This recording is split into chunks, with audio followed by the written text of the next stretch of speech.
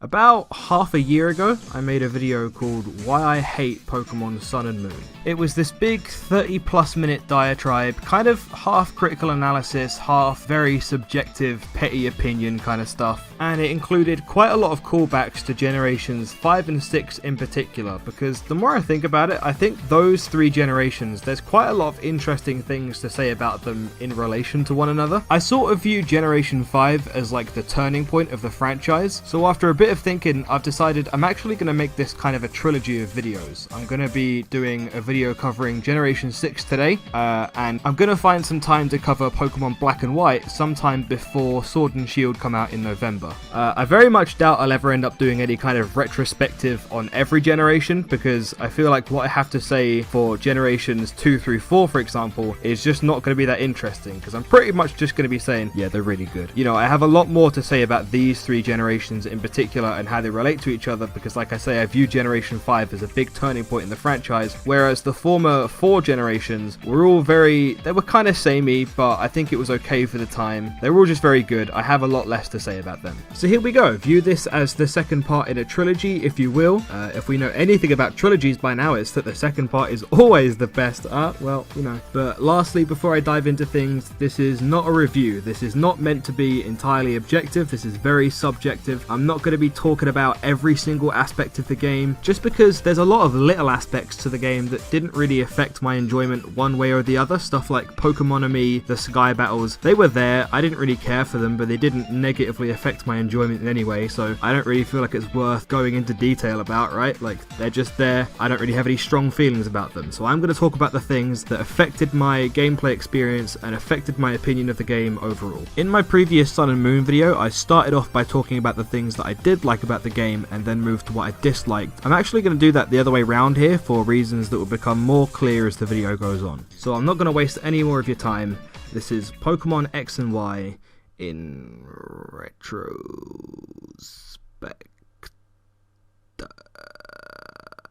You know, when I look at Pokemon X and Y on paper, and I look at all the things that I criticize Sun and Moon for, I feel like, for all intents and purposes, I really should dislike Pokemon X and Y quite a lot. And interestingly, in the Sun and Moon video, it felt like I was critiquing a game that quite a lot of people liked, and yet it feels like X and Y have had quite the harsher critical reception. These games have been criticized by the fanbase at large for quite a few things, and to be fair, I think quite a lot of those criticisms are valid. Generation 6 introduced the experience share that gives the same amount of experience to all 6 Pokemon. But is it necessarily as bad as Generation 7? Yep. Yeah, of course it is. It's exactly the same. Why would you even ask that? Are you stupid? It completely trivializes the game and makes it just as pathetically easy as Sun and Moon. The game is also definitely not designed around people not using the experience share, so should you try and opt to not use it, you'll find a couple of completely random difficulty spikes just pop up out of nowhere, and then you'll just have to grind it out. Had I not already gone on like a 5-minute run about the experience share from Generation 6 onwards in the Sun and Moon video, it would have been my biggest criticism of this game, because of just how easy this game is because of the experience share. It's still really bad. It's bad.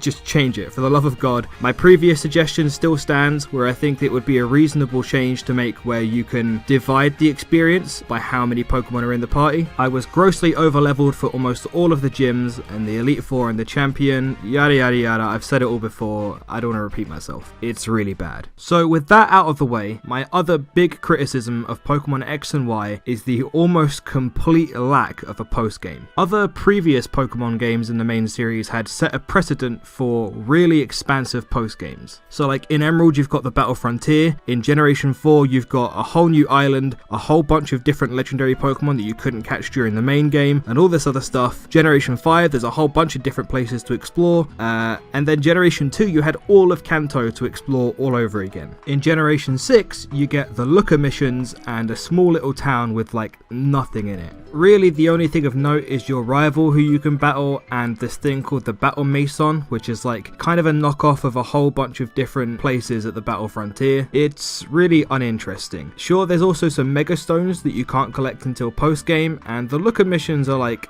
you know, it's a little side plot. It's reasonably interesting, and it's not bad at all. It goes on for a while, but really in comparison to previous Pokemon games and their post games, this is just so bare bones. I'm really struggling to find what else to say about it because there is just so little content to talk about. It's such a huge letdown. As soon as the credits roll and you've beaten the Elite Four, you've basically done everything there is to do in the game. It's hugely disappointing. X and Y weren't just the trendsetter in regards to game-breaking experience shares, but they also started the trends of both single generation gimmicks that get thrown away after a game's lifespan is over, and it was the first ever fully 3D Pokemon game.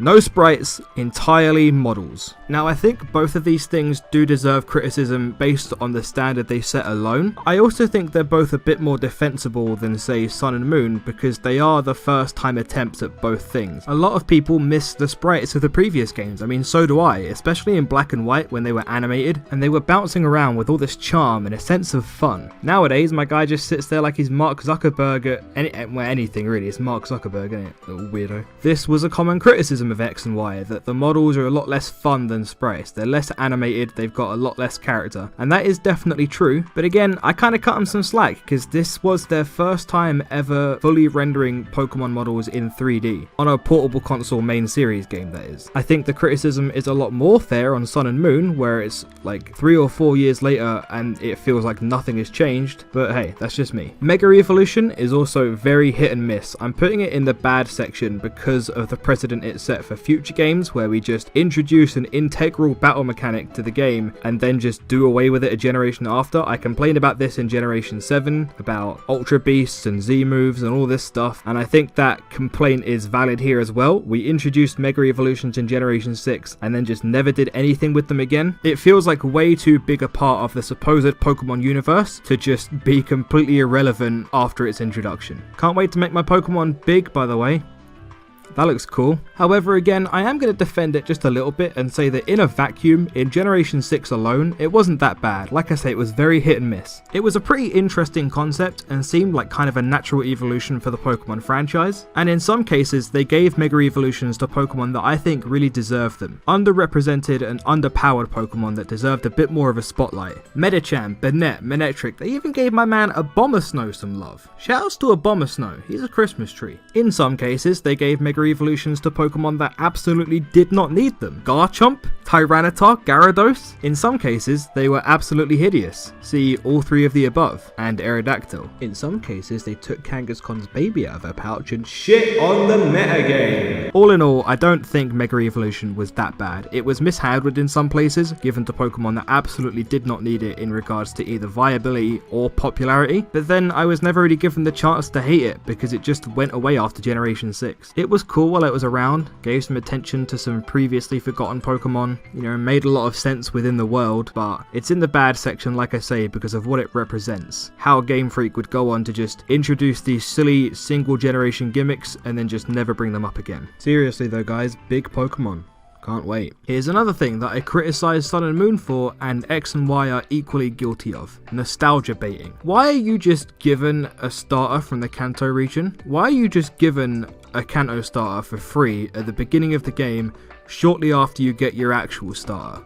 Why? I mean, the easy answer is that it's another desperate attempt to reel old fans back in by showing them something that they recognise. Oh, Bulbasaur's in this game, I guess I'll pay 40 quid now. But it gets even more mind-numbing when you hear people try and justify it. I've heard people say that they give you a Kanto starter to explain how Mega Evolution works, because you get given a Mega Stone for your Kanto starter who you can Mega Evolve. And I've been thinking about that excuse for a while, and you know what? Me and my boys in the lab, we've been doing some research, we've been doing some brainstorming, furiously scratching away at the chalkboards and racking our brains as to how we can achieve the best of both worlds, right? How can we teach the player how Mega Evolution works, but also stop endlessly shoving Kanto in people's faces? And it took a while, it was arduous, it was not easy, but I think we finally got it. I think we finally came up with a solution. You ready for this? Try not to get your mind blown too much. This is pretty crazy, this is pretty revolutionary, but hear me out. Drum roll please.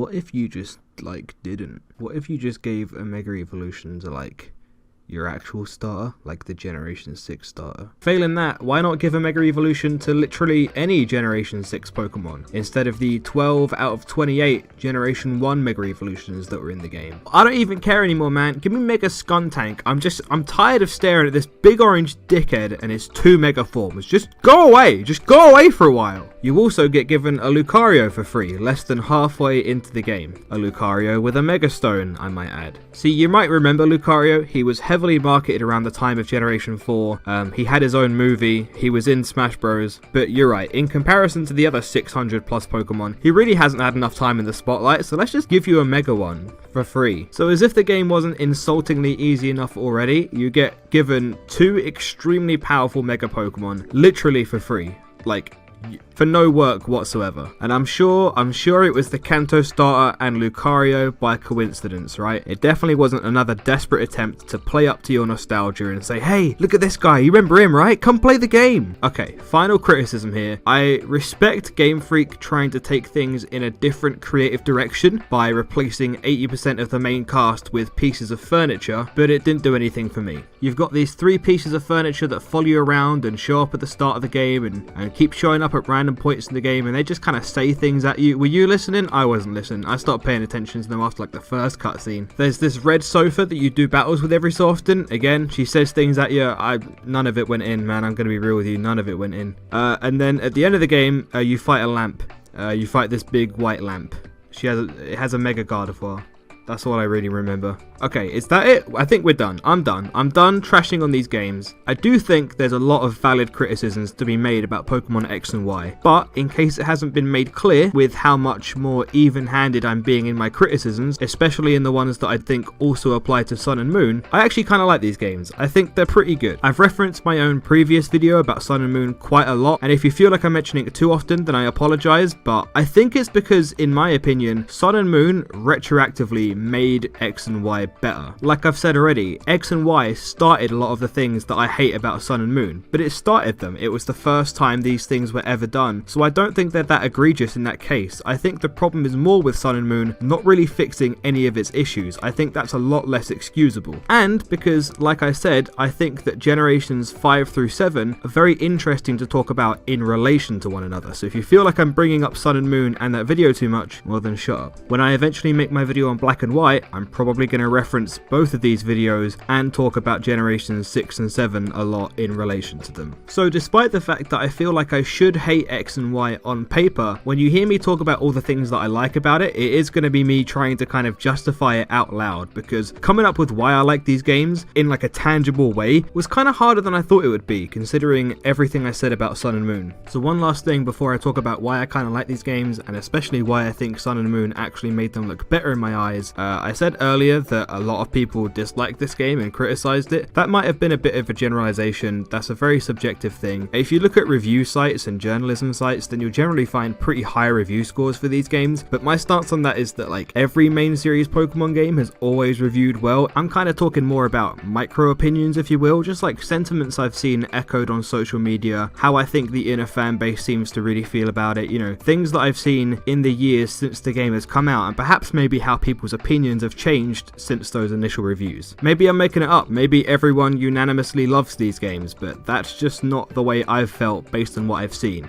Regardless, it shouldn't matter, because this is just, you know, why I think it's better than not good. Yeah, whatever, you get it. Pokemon X and Y introduced the least new Pokemon of any previous Pokemon game in the main series, and less than Sun and Moon. This was a pretty big sticking point for some people, and understandably so, but it didn't really bother me for 2 reasons. One was the existence of Mega Evolutions, which is kind of another debate in and of itself, but I think they felt new enough to compensate for the lack of new Pokemon. But also it's just that I really liked all the new ones. I'm putting this point first because it's really subjective, right? Like what everyone likes in a Pokemon design is very different in different cases, but I just liked basically every new Pokemon in X and Y. I remember in the lead up to the release of Sun and Moon, so many people were fawning over the designs and talking about how much they loved the new Pokemon, and I don't really think any of them really hit home for me. So while I was playing through Sun and Moon, I was having a lot of trouble constructing a team of Pokemon that I liked, but in X and Y I really didn't have that problem at all. I really liked the designs. I'm going to talk a lot more about designs and what I like in a design and what I consider to be good design in the black and white video, so I won't get too far into that. Like I say, this is very subjective, but I just really like all the new Pokemon in X and Y, and I can't say that for the new Pokemon in every main series Pokemon game. I think the 70 or so new designs they came out with are really good. In particular, Xerneas is I think Xerneas is incredible. I love the way Xerneas looks. It's one of my favourite legendaries ever. I also really like Clauncher.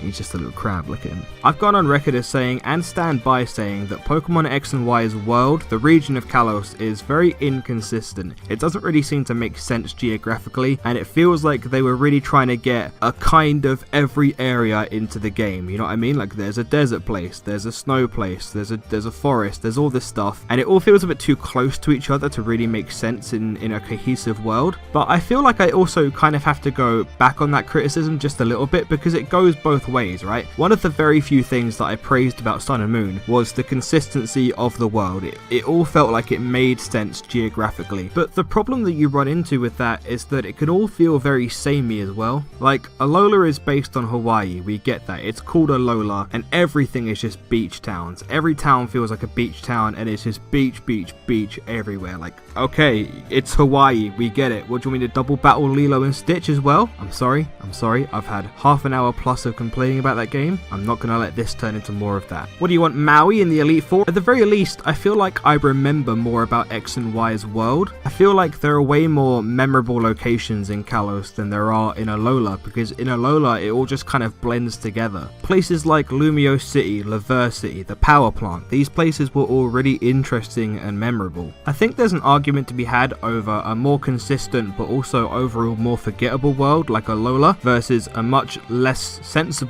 and consistent world like Kalos, but one that I think is a lot more memorable and has a lot of standout locations, and which one you prefer and why. Based on that, and based on my prior criticisms of Kalos' world in comparison to Alola, I'm not saying that the world of Kalos is a good thing by itself, or a reason that Pokemon X and Y is good by itself, but in combination with how you progress in the game, especially in comparison to how you do it in Sun and Moon, it's definitely a big plus for the game. To put it simply, Pokemon X and Y actually feel like an adventure. I said in my Sun and Moon video that those games just feel like a guided tour, because you're constantly being bombarded by cutscenes, character dialogue, and that stupid Rotom Dex telling you exactly where to go and what to do at all times. So it's so refreshing to go back to X and Y and just be able to explore at my own pace, to have my own adventure and have that freedom to go about the world and progress mostly by myself. Sure, sometimes those three pieces of furniture show up and start talking at you, but again, you can just kind of mash the A button and get through the dialogue and there's really no harm done. Stuff like this is why I say that I think Sun and Moon made X and Y better, because Sun and Moon felt like a step back. The most important thing in a Pokemon game, and the biggest piece of praise I can give to any Pokemon game, and the biggest piece of praise I have for X and Y, is simply that it feels like an adventure. That's the most important part of the experience to me, that the game feels like an adventure, and X and Y does feel like an adventure. It's sad that it's gotten to the point where it feels like I have to praise something that had previously been such an intrinsic part of the series, but in my opinion, that's just kind of the post-Sun and Moon world we live in now. Every previous Pokemon game had felt like an adventure, and that's the most important part of them. When you hear me say Pokemon X and Y actually feel like an adventure, and citing that as one of the reasons that I think it's quite a good game, consider it an amalgamation of the following points. 1. The world, while quite inconsistent, does stay interesting and memorable. And 2. The game doesn't hold your hand anywhere near as much as Sun and Moon does, and generally just gives you way more freedom and autonomy. While I'm on a slightly related subject, I do want to talk about X and Y's pacing. I think for the most part it's really good, but it's kind of a complex issue when you talk about it in a wider scale, so I'm not really going to consider it a good or a bad point, but I just wanted to mention it here anyway. I love the first half of X and Y. I think it's excellent. I think the beginning is really good because it's nice and snappy. It doesn't take ages to get into the game with a bunch of formalities and introduction like generation Generation 7 and even Generation 4 does. It's quite easy to just jump into the game, start a new game, you don't really have to go through a lot, and you get into the thick of things pretty quick. I don't think I've ever heard anyone really talk about this before, but the gap between the first gym and the second gym is huge. It's got to be one of the biggest gaps between two gyms in any main series Pokemon game ever. There is a long time between Santaloon City and Silage, whatever it is city, where the second gym is. And this part of the game is easily my favourite part of the whole game by far. Look at this, Route 8, Ambret Town, Silage City, Silage, wherever. This whole part of the game just looks so amazing, and it really embodies what I was talking about earlier when I say that X and Y feels like an adventure. This part of the game in particular, where you've just been let loose, there's so many potential wild Pokemon to catch, there's so many trainer battles, you're in such a big, open, vast, expansive area, and it looks so good, it looks so beautiful, the soundtrack is so good, it just embodies that adventurous spirit that makes Pokemon so special to me. I can't get enough of it. It looks great. I just think it's a really great part of the game. Easily the best part of the game. Unfortunately, when you then get to Shallow City and face the third gym leader, the game suddenly undergoes this kind of very jarring change of pace, where previously it felt like the game was really taking its time and letting you take in all the adventure, and then very much unlike the transition from Gym 1 to Gym 2,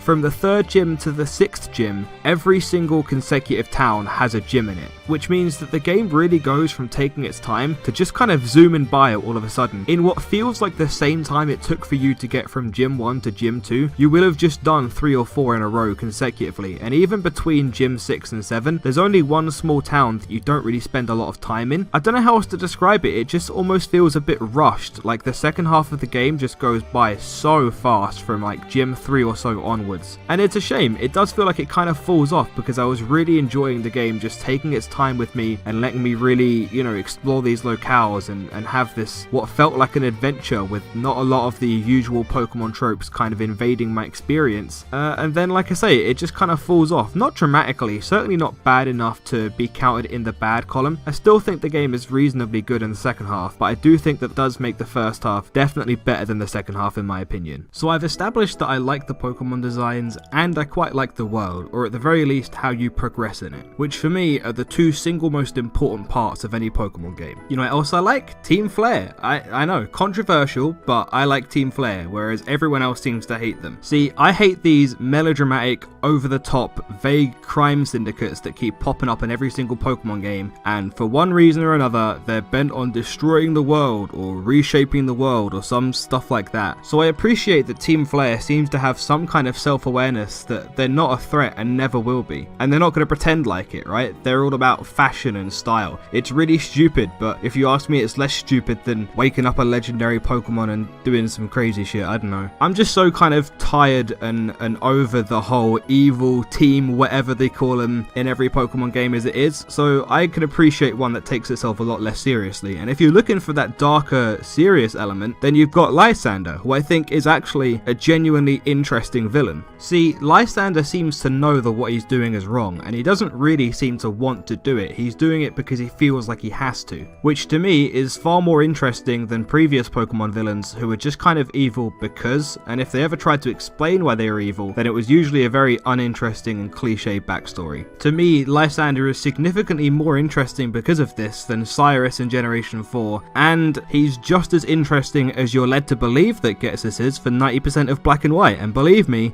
we'll get there. Get it? Get there? Get? With an A? Okay, well. Really, my only problem with Lysander is just how obvious it is that he's a villain. Like, you first see him in Sycamore's lab, and it's like one of those spot the anime protagonist memes, like, who's this tall, menacing looking dude with the spiky red hair and the dark outfit? Who could it possibly be? Someone sound the villain alarm, and then he talks to you all cryptically and stuff, and it's just like, come on, stop it, dude.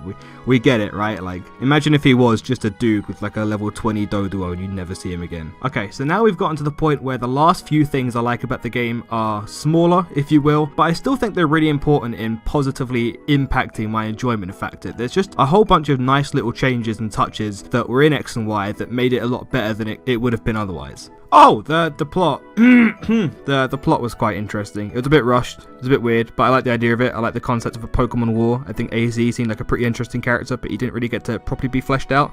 Yeah, it was alright. Had some good bad. So the soundtrack, for example, the soundtrack for a lot of people is, you know, it's there, it can enhance some things, it can let some things down, but for me, I'm a big music guy, soundtrack means a lot to me, and I think X and Y's soundtrack is excellent. I cited Laver City and the Power Plant as two of my favourite places in the game earlier, and that is largely in part due to their soundtracks. Laver City is just such an incredible part of the game, it feels like nothing else you've seen in a Pokemon game before, and it's not just the visuals that help that, and by the way, the game's visuals are really impressive for the first ever 3D portable console Pokemon game, well, main series one that is, but it's also the soundtrack that I think helps distinguish it. It just, I don't know, it just gives me this kind of feeling that I can't describe, almost kind of nostalgic, but just like I'm in a totally different world. I really love Laver City, I think it's great. The Power Plant just looks different than the previous Power Plants we've gone to in Pokemon games, and that song is great. They play it again in the Pokeball Factory, that's a great song. I think the soundtrack is just generally great and very memorable, but again, that's another pretty subjective thing, right? So I'm not going to harp on about it too much. You might like what I don't like, I might like X and Y soundtrack, you might hate it. There's no way to really accurately measure good music. Oh, I also really like Snowbell City. I think the music there is really good and it just has a really nice atmosphere, it just looks very nice. The PSS was incredible, easily the best online functionality a main series Pokemon game had ever had. Gone are the days of having to go downstairs in the Pokemon Center and talk to like 5 people and click way too many buttons. Now it's all there on your touchscreen. There's so many functions like wonder trading,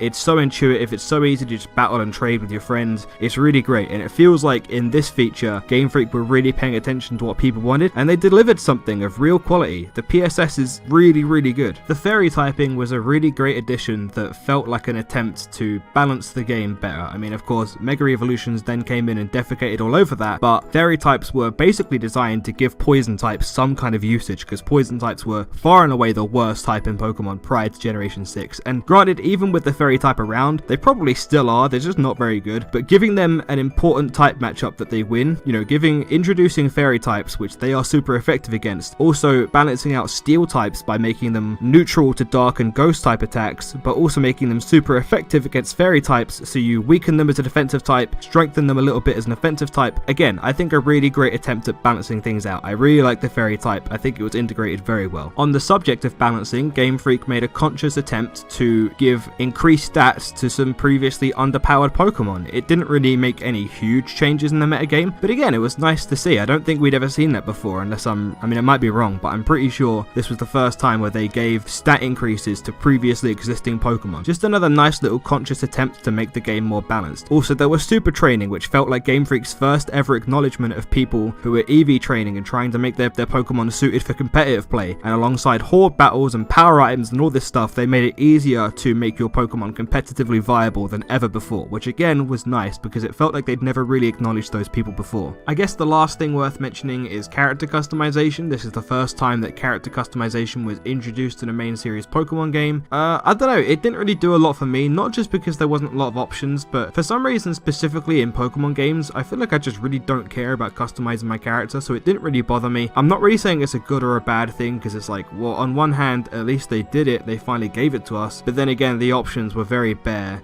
Again, this is kind of another thing I hold more so against Sun and Moon, because it didn't really fix that problem, so I just thought that was worth mentioning. And also, while I'm on the subject of little things, does anyone remember this part of the game?